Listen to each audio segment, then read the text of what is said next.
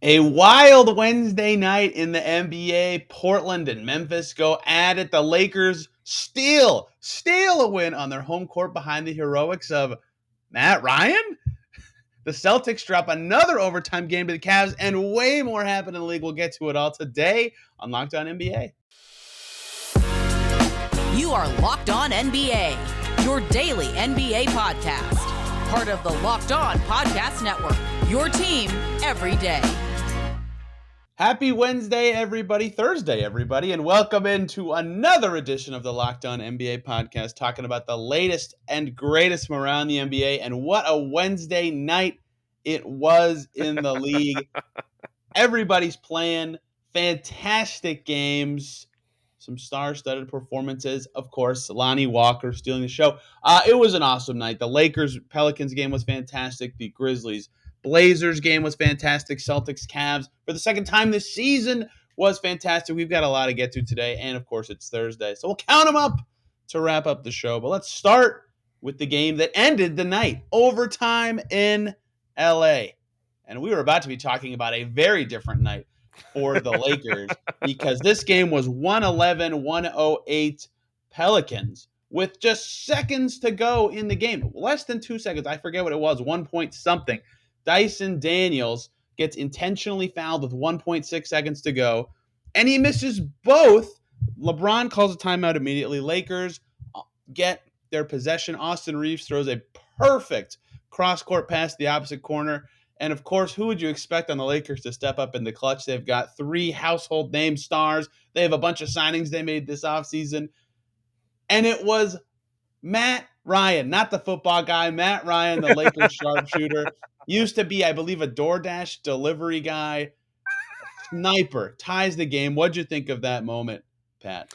I mean, it's huge, right? Like it's one of those moments where you just feel good for him. You feel good for him being able to put his team in a position to win that game and really just keep his team in that game at all, right?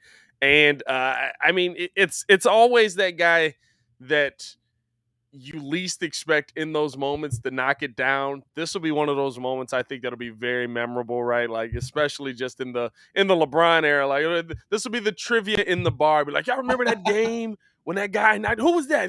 He also had a football player's name, Matt Ryan. Oh, you're crazy out here. So I thought this was a great moment. Listen, the game was exciting all the way throughout.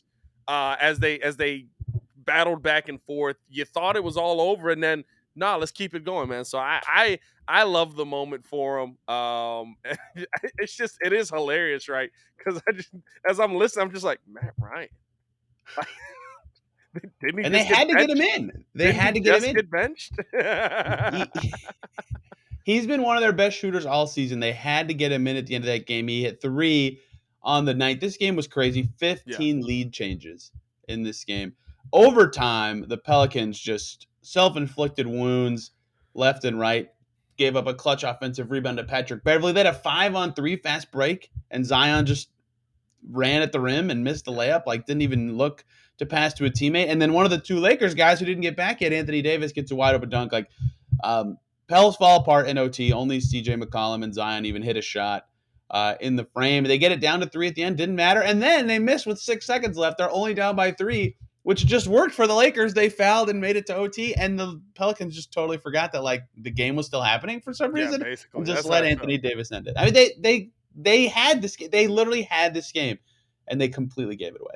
You know what, too? And listen, it's still early in the season. This is a game where I think this does a lot for the Lakers. I think this does a lot for the Pelicans as well, right? Hey, you got to learn from this. You got to understand in these moments, teams aren't just going to lay down and die. Now, granted, right, like I think I'm more critical of the Pelicans in OT than I am the Pelicans throughout the game, right? I mean, they played pretty well for the most part, although when you look at the stat line, you're like, did they take 102 shots in this game? Yes, they did. Yes, they did. 102 shots in this game for the New Orleans Pelicans.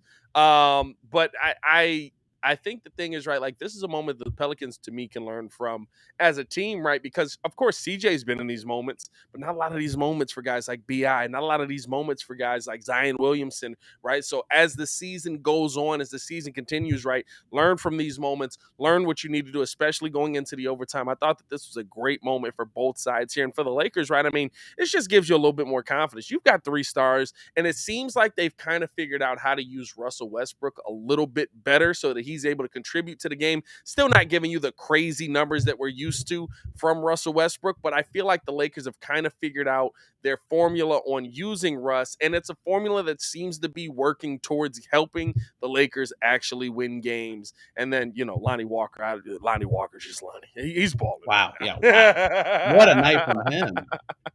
I mean, it stole the show. 28 points. Yeah.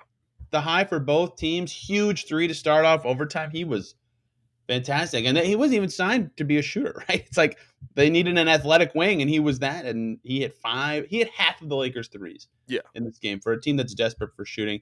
He was huge. Yeah, I agree with you. Big game for both teams, right? Lakers need wins so bad. And the Pelicans, who have, they start Najee Marshall in this game, Trey Murphy, Zion, like you said, Dyson Daniels, who missed the 2 free throws down the stretch. Jackson Hayes is playing. Like, they get young guys everywhere. Like, being in these games in primetime in LA is still a learning moment. Even if you lose, it will be helpful for them, but I'm sure they would have liked to win. Speaking of winning, the Cavs lost on opening night, and they're undefeated since that game. They also won in overtime, which is why we're going to do that game second. Pat, the Cavs are legit. The Cavs look great. Darius Garland is back. His first game since getting poked in the eye or booped in the eye in their first game. No goggles. He was supposed to be on a minutes restriction. He played 42 minutes. They said F that. 29 points and 12 assists for Garland. And oh, by the way, they also have Donovan Mitchell, who had 25 points and 6 assists. The first full game with that backcourt looks pretty successful as they take down Boston in overtime.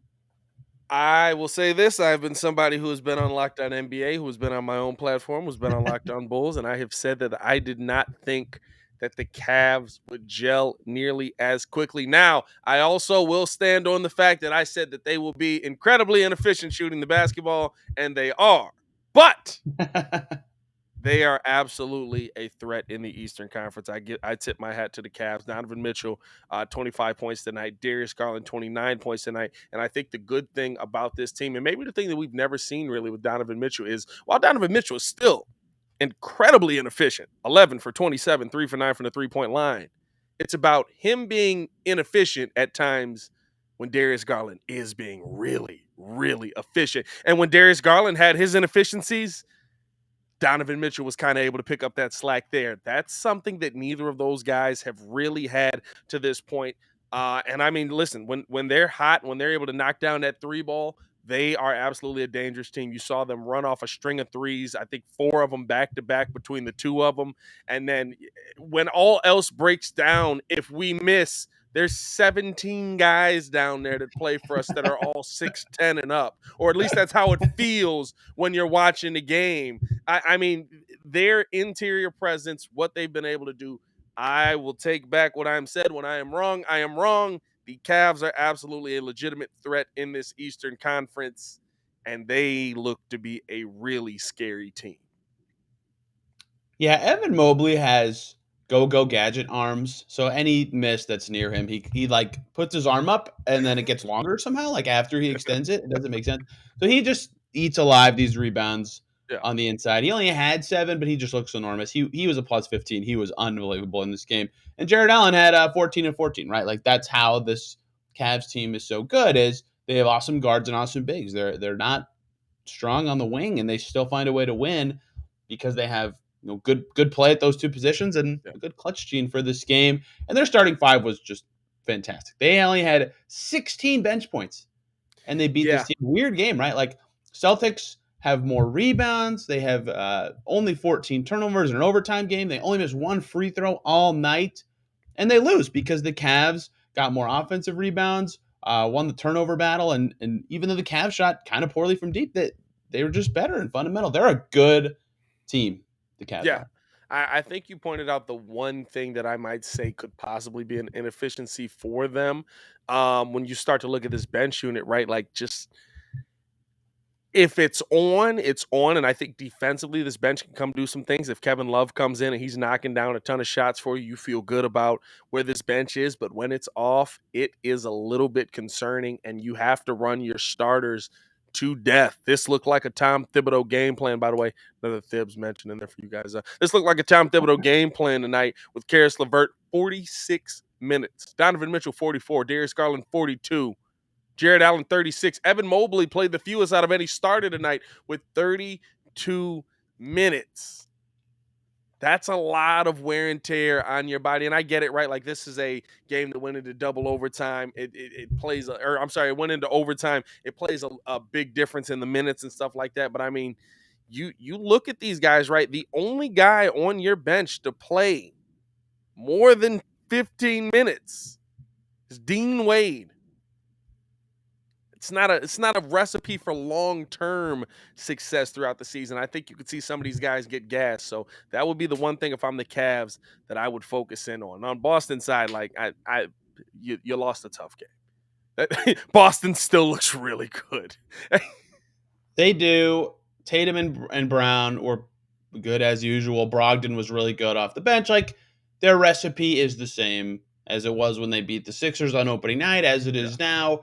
You know, they just kind of, to me, with the Celtics, and they have a lot of reliable role players. They just need like one or two every night to step up, and they'll win. Like, because their stars have been consistent and good, and their new coach hasn't missed a beat from their old coach, and they added Malcolm Brogdon. Like, they just need one or two to step up. And in this game, they got like one-ish. Like, Brogdon was fantastic, and they needed a little more help elsewhere from, an Al Horford, a Derek White, or whatever. Yeah. They'll be fine. Both of these teams are awesome, and it's always a blast when the Cavs and Celtics are becoming a rivalry. They've played 2 overtime games in the span of a week. So 6-1 and 4-3. I'm not mad at it. The Eastern Conference is a literal heavyweight match from like the 70s, where it's just like the Nets aren't even in the match, and it's still a crazy.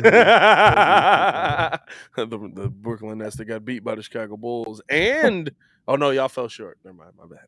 They won once. They played the Nets twice. The Pacers won once. I don't know if I introduced this at the beginning of the show because I was reading my notes, but I'm the Tony East, the host of Locked On Pacers, and he's Pat, the designer, the host of Locked On Bulls, and we'll talk about the Bulls in the next segment, as well as several other big games from around the league tonight. Before we do that, though, let me talk to you guys about PrizePicks. You can take Luka Doncic to score more or less than 26.5 points, LeBron to exceed his rebounding numbers, KD to throw some dimes, or whatever you want on PrizePicks. They've got all these lines for you. It's super easy to play. You just pick a player, pick the line. Will they have more or less points, more or less assists? If you think they will, you just pick it. Super easy to play. You pick 2 to 5 guys every night. Will they score more or less? You can win up to 10 times your money on any entry. There's no competing against other people, which is my favorite part. There can be people doing all this research and stuff in other DFS formats that are so much harder to beat. In PrizePicks, it's just you versus projections, you versus the computer. Much more simple. You can do any sport, NBA, NFL, MLB, whatever you love. They've got college sports as well. And entries can be made in a minute or less. So it's super easy. It's safe. They have fast withdrawals. And it's in over 30 states as well as Canada. Download the PrizePicks app or go to prizepicks.com and sign up to play daily fantasy sports. First-time users can receive a 100% instant deposit match up to $100 with the promo code LOCKEDON. You put 100 in, you get 100. You put in 50, you get 50. You know how numbers work. Go try it out. Don't forget to enter the promo code LOCKEDON and sign up for an instant deposit match up to $100. PrizePicks is daily fantasy made easy. Welcome back into Locked On NBA. Thanks for making us your first listen every single day. For your second listen, check out Locked On Sports Today. From the games that matter to the biggest stories in sports, go beyond the scoreboard and behind the scenes with the local experts and insights only Locked On can provide. Locked On Sports Today available on this app, YouTube, wherever you get podcasts. They were just talking about the Brooklyn Nets, who we will talk about in the third segment because they are the story of the NBA right now. But we're not talking about them right now. We're talking about the games from last night. Starting with, next, the guy who normally hosts this show, hosts Locked On Mavs, Nick Angstadt. The Mavs beat apparently the best team in the NBA, the Utah Jazz. They beat them. The Jazz keep winning, and they keep, even in the games they lose, they're right there. They had a chance to tie this one at the buzzer, and Jordan Clarkson took a shot, and from the same spot, Matt Ryan took his game-tying 3. Jordan Clarkson's did not go in. It didn't even go close to going in this case. And the Mavs end up winning Reggie Bullock hitting the clutch shot for his only make of the game to get the Mavs this win. It was a strange ending in terms of scoring, but the Mavs is an impressive win. Beating the Jazz right now is tough, and every time you look at the Mavs and the way they win and the stats, it's always the same thing. Everybody has like a game you expect, and then Luka has 400 points, 68 rebounds, and 37 assists, and they win by 5. It's like, it's hard for me to ignore his stats at some point where it's like MVP level stats, but he has to do this for the Mavs to win a lot of the time. It's crazy the way they're playing. But Christian Wood also stepped up in this game, so he did get more help than he has in a couple others. Yeah, you got Luka Doncic, you got Christian Wood, you got Spencer Dinwiddie who chipped in, and I think this is the thing. This is the Mavs recipe for success here, right? Like you would like to see a little bit more off of your bench, right? You'd like to see more from Tim Hardaway Jr. He's 1 for 9 tonight. You got to knock in some shots. You would like to see maybe I think you pretty much got a Dwight Powell game tonight. 9 and 5 out of Dwight Powell, but I'm okay with that. But I think the thing is, right, like this is the consistent thing that we want to see, and how consistent are we going to see it? If Luka, Spencer, and Christian Wood can be the focal point of this team, and you can just get a little bit, right? And weirdly enough, that's the one thing the Mavs are actually pretty good at, just finding those little sprinkles of guys that you can put out there. I think that you can do a lot with this Mavs team. Of course, Luka Doncic is going to be dominant, but when you add a guy like Christian Wood, who's not only giving you 21 points, but also giving you big rebounding numbers, giving you pretty nice defensive numbers overall to start this season. I think that you got some nice pieces here on this Mavs team. And I mean, listen, whenever you've got a Luka Doncic on your team, you know that you've got a shot to go a long way in the playoffs. And I think this Mavs team is going to go a long way yet again in the Western Conference. I can't believe it. 2 weeks into the season, I'm talking about beating the Jazz is an impressive win, but congrats to the Jazz for reaching that point. Their front court seems so annoying to play against on a nightly basis. Let's go to one of the most fun games of the night. Grizzlies Blazers. Yes. No Dame. Blazers still made it interesting because Anthony Simons can effing ball. He hit some huge threes to keep this game close. But I believe it was Mike Richmond, who hosts Locked On Blazers, who talked about this on Locked On NBA last week. Apparently, Desmond Bane is Ray Allen, and he has played like him this season. He was fantastic, 29 points in this game, came up very clutch, got to the free throw line, assist, rebounds. He did it all. The Grizzlies are just a machine. They just find ways to win, and the Blazers without Dame are still playing pretty well. So I think both teams will kind of be happy with the way this one shook out. Grizzlies end up winning by 5 down the stretch. Yeah, I thought that the Grizzlies just, I mean, they've just got a little bit more. The Blazers have enough to make it so interesting. You saw Jeremy Grant down the stretch, knocking down the 3-point and one, making this game so close. But I just feel like, right, like when you look at this Blazers team as a whole, you're looking for that guy that you're like, yeah, that's the guy that's going to get the stop.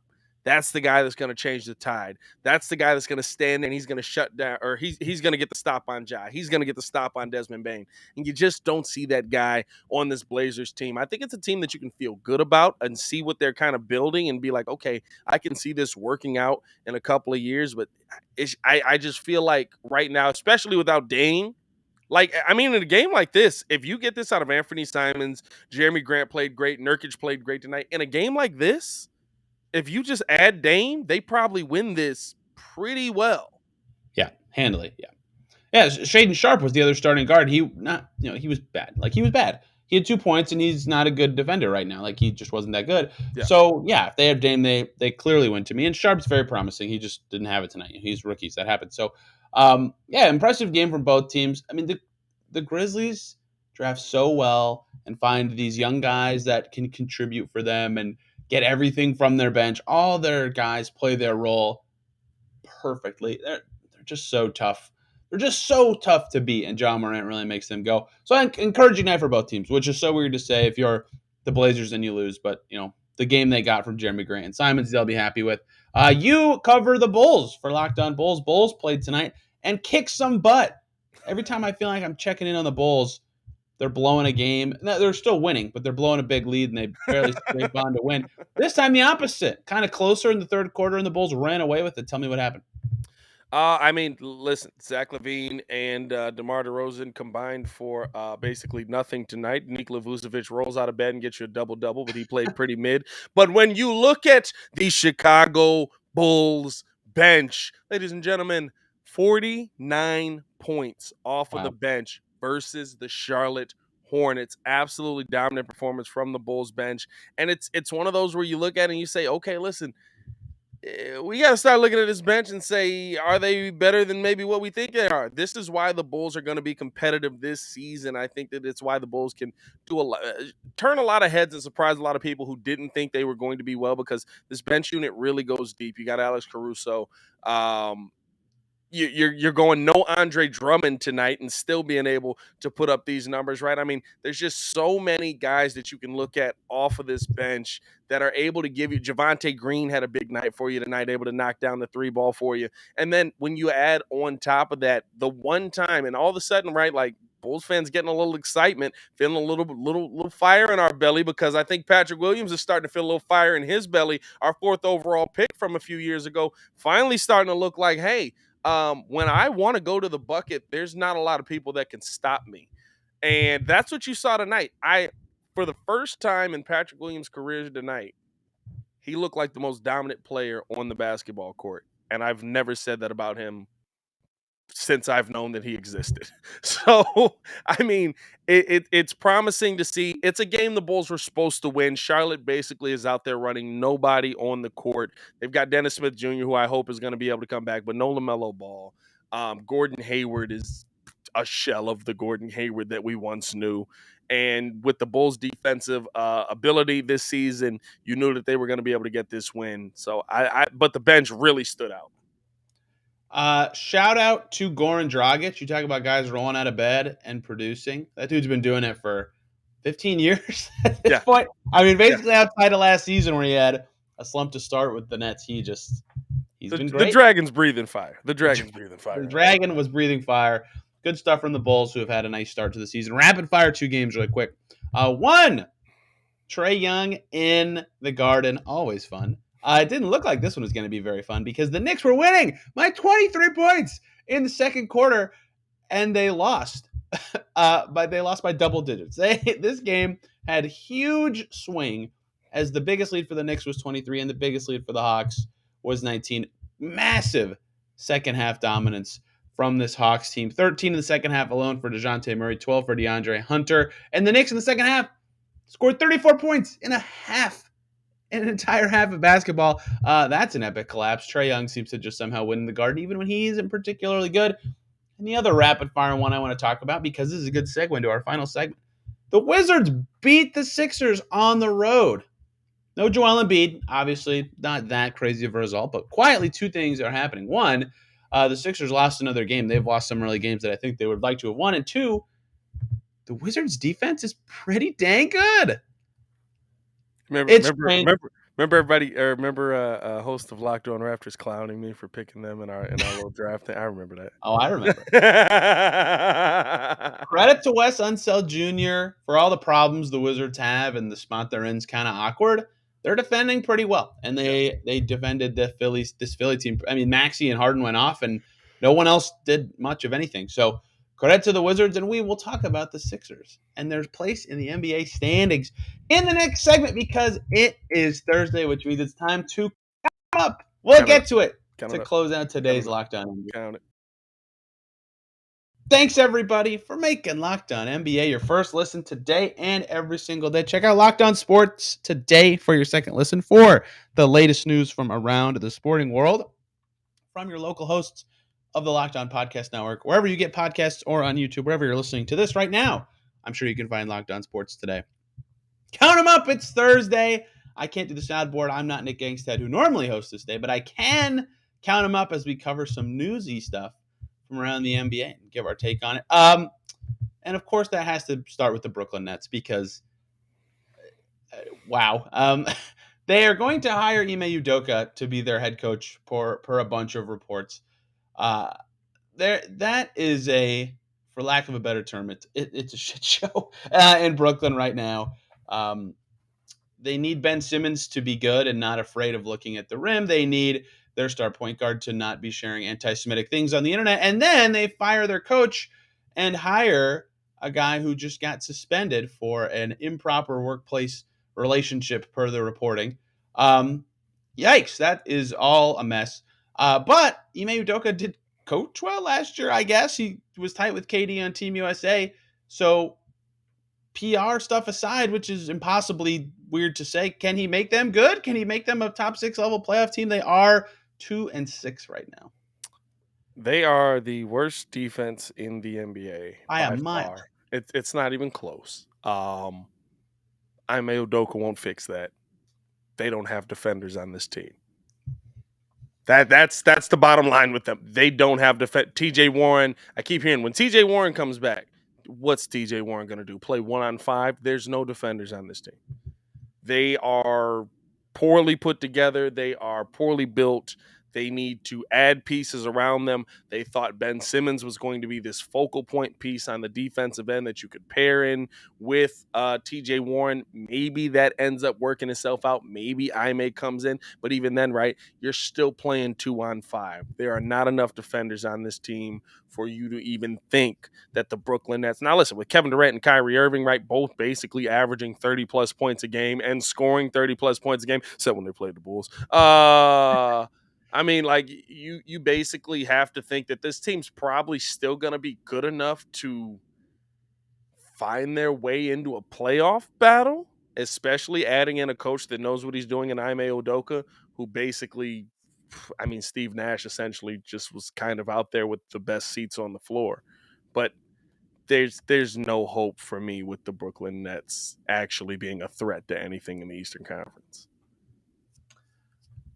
Maybe they'll play better. I don't want to pretend that they will or won't. Their defense looks atrocious. I just think they have so much just crap going on off the court that it's impossible to focus on a day-to-day basketball level. And it's all awful things that the Nets need to address more publicly. And even if Udoka can come in and coach fantastically, I think they have too much crap to get over for it to be possible. Nick Friedel and Zach loaded a podcast talking about the Nets that I think is very good, that I would recommend other people to listen to. But when talking about Ben Simmons, the big problem is like, what made him such a good defender is he shut down guards. And they're like, nah, guard centers for us. Like that, it's not going to work. Maybe Udoka can change that, but they have been stylistically quite poor. So we'll move on from the Nets. You can hear about the Nets on every other podcast on planet Earth. The Sixers. We just talked about them losing at home to the Wizards. The Sixers are now 4-5, under 500. Are they going to not get home court? Count them up, over, under 4.5, the seed for the Sixers this early in the season. I'm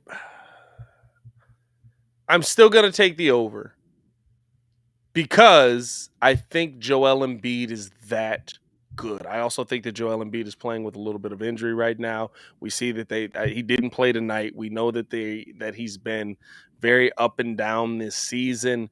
And I think if he can find time to kind of sit out and get himself healthy, maybe just kind of doing the Zach LaVine, Kawhi Leonard game plan, right? Play when you got to, not every night. And it's kind of the plan that they're trying to use with him just to get him that rest in there. That maybe in those situations, right, you still find your way over. I just really, really, really believe in Joel Embiid.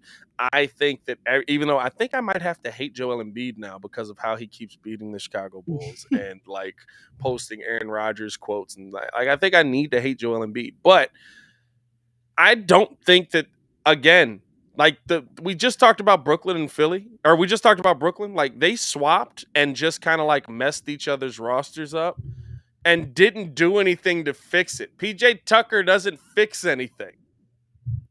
There's no one on. You've got 3 dudes that can score on this team, and for some reason, James Harden hates Tobias Harris and only gives him the basketball in the corner.